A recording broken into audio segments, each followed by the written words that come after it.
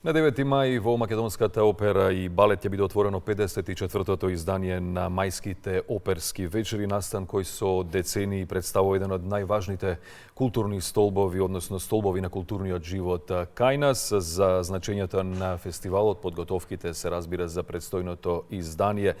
Утрово разговараме со уметничкиот раководител на операта, господинот Дејан Стоев. Добро утро и добре не дојдовте.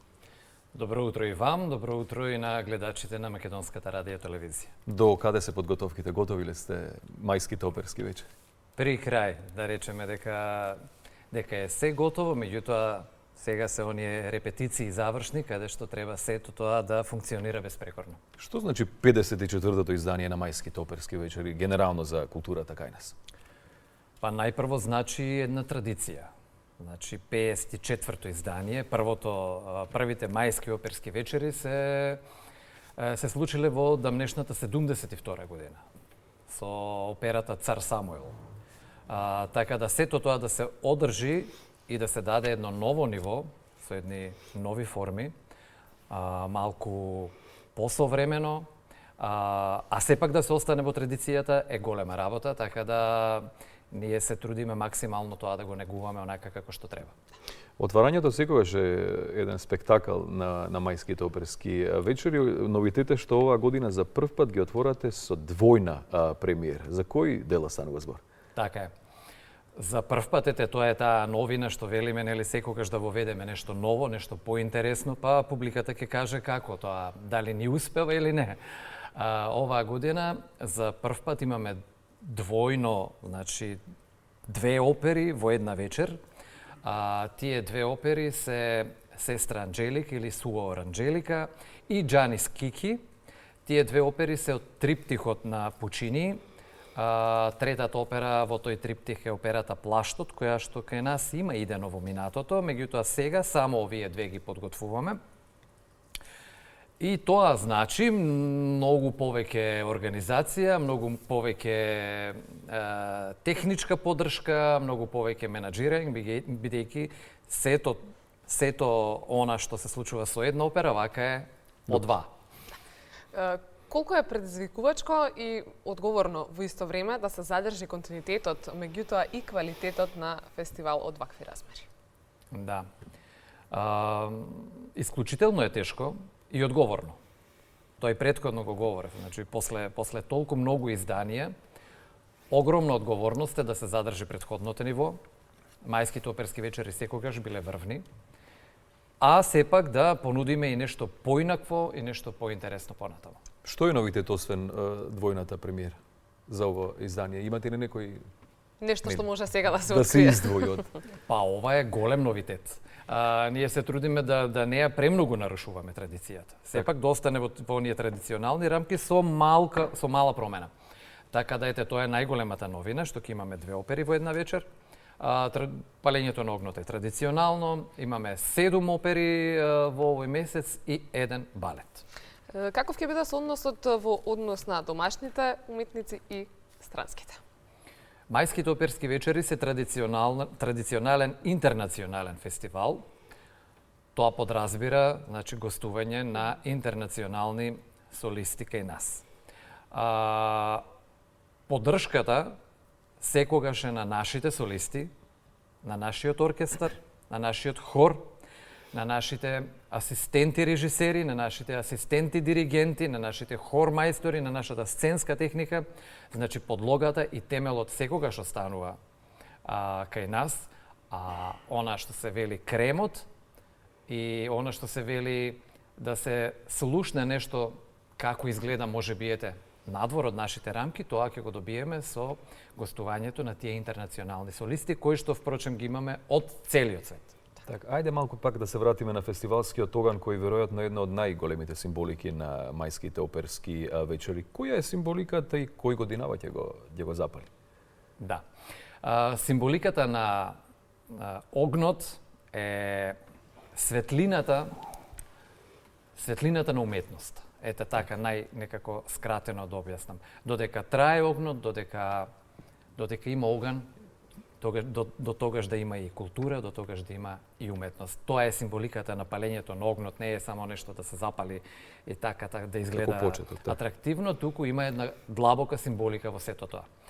И тој оган оваа година ќе го запали нашата првенка со интернационална кариера Ана Дурловска. Така.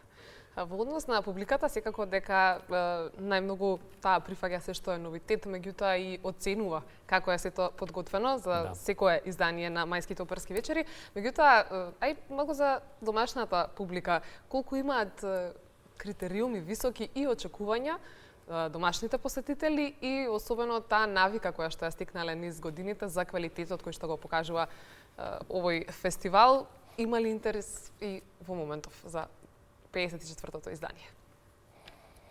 Ајде вака ќе почнем најпрво со едни интересни податоци. Отворањето, значи со двојната премиера на 9 мај со сестра Анџелика и Џани Скики е продадено за половина час. Браво. За половина час е продадено се.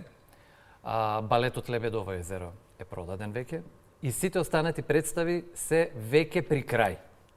Така да интересот е огромен.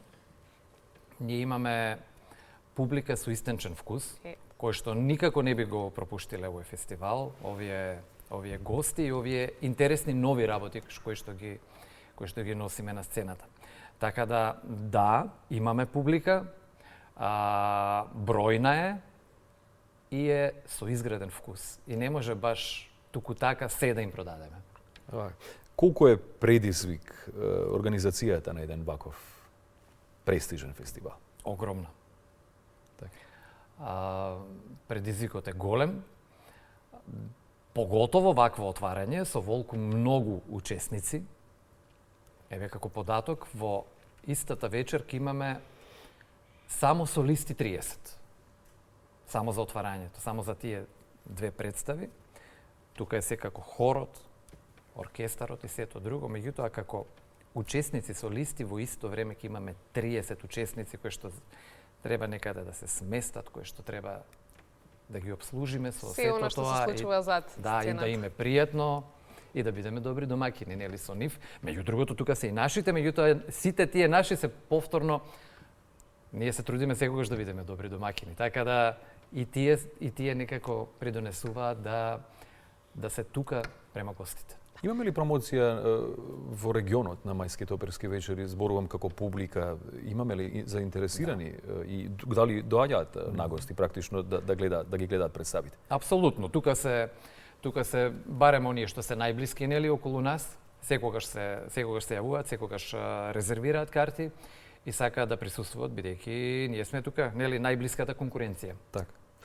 Често би сакала да ве прашам и да го искористиме вашето присуство денеска како дел од вашето искуство кое што го имате зад себе. Често младите генерации се критикувани дека во однос на музичките вкусови застрануваат. Меѓутоа, дали македонската опера и балет привлекува нова генерација публика, дали тоа вие веќе можете да го забележите без разлика дали станува збор за Мајските оперски вечери или се она што нудите на репертоарот преку целата година и ако така, колку е тоа мотив всушност и за повозрастните колеги да дадат и да ја постават, да ги постават темелите на културата во општеството? Мајските оперски вечери, како што рековме до сега, се веќе за оние со изграден вкус. Да, затоа реков, без разлика на фестивалот, меѓутоа и она што нудите во текот на календарската година. Така да, фестивалот е за веќе луѓе со изграден вкус, односно за оние за кои што збориме треба да стигнат нели до таму за да дојдат на овој фестивал. Меѓутоа правиме се и имаме представи детски со кои што се опфатени уште најмалите од најрана возраст, па се понатаму, да речеме докај некаде средно училиште. Во средно училиште треба веќе нели сето она што го изгледале и што го изслушале малку да го процесуираат, за да потоа можеме да сметаме на нив како возрастна публика понатаму. Која што ќе дојде до Мајските оперски вечери. Така е. Да дојде до таа публика која вие често ја споменувате. Една ваша порака за сите оние кои не ја откриле практично магијата на операта. Веројатно никогаш не е доцна. Културата е скапа, но без култура е уште поскапа. Така. Толку само би кажал. би кажал дека пропуштаат огромни настани, кои што се ретки дури и во светот. Така. Ви благодариме на гостувањето во Македонија наутро и посакуваме успех да повториме, значи од 9 мај практично до крајот. До 31. мај. Последната представа затвараме со представата на Буко и таа е на 31. мај. Рековте веќе дека картите веќе се скоро распродадени, значи за оние кои планираат да одат на мајски оперски вечери да го фатат последниот воз, што народски би рекле и се разбира да уживаат во представите кои ги имате подготвено за ова 54-то издание на мајските оперски вечери. Ви благодариме уште еднаш на гостувањето и се гледаме, се разбира, за некои следни ваши проекти во иднина.